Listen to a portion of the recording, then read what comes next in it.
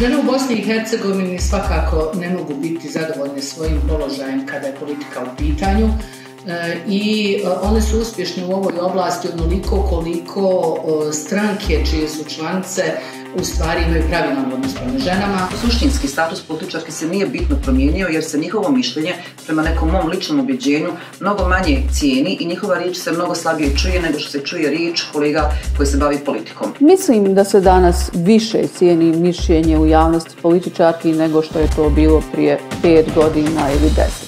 I to je vrlo važan pomak u tom javnom diskursu. Zahvaljujući zakonu o ravnopravnosti polova i kvotama na izbornim listama, žene su dobile mogućnost da zahvaljujući svom znanju i sposobnostima učestvuju u političkom životu. Ako govorimo o statusu političarki i o njihovom mišljenju u javnosti, moram da kažem da je mišljenje političarki, da kažem drugo mišljenje koje se pojavljuje u javnosti. Uglavnom prvo mišljenje o svim političkim procesima u Bosni i Hercegovini daju lideri.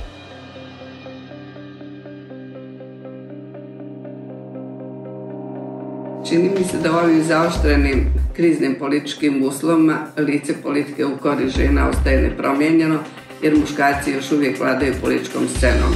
Mislim da se na političkoj sceni pojavio jedan broj vrlo kvalitetnih političarki čije se mišljenje ne može zanemariti i koje mijenjaju paradigmu da je politika samo muški posao i mijenjaju sliku političke scene u Bosni i Hercegovini. Da, definitivno mislim da promjene postoje u korist žena, dakle u politici u Bosni i Hercegovini, međutim ja osobno bih voljela vidjeti više žena na odgovornim pozicijama. Lice politike jeste se promijenilo, ima više žena u političkom životu, ali s druge strane i nasilje i govor mržnje je prisutan u političkom životu, tako da bojim se ako se nastavi ovim tempom da će i ovaj broj žena koji je trenutno u političkom životu u Bosni i Hercegovini biti smanjen.